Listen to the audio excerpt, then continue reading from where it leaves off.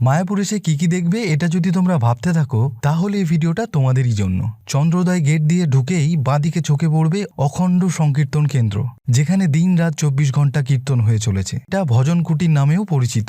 সামনেই আছে TOVP, temple of বৈদিক প্ল্যানেটোরিয়াম। এটা পৃথিবীর সর্ববৃহৎ মন্দির। চাইলে তোমরা 50 টাকার বিনিময়ে টিকিট কেটে ভিতরে প্রবেশ করতে পারো। TOVP ছেড়ে এবার ডান দিকেই চোখে পড়বে শ্রীল প্রভুপাদের পুষ্প সমাধি মন্দির।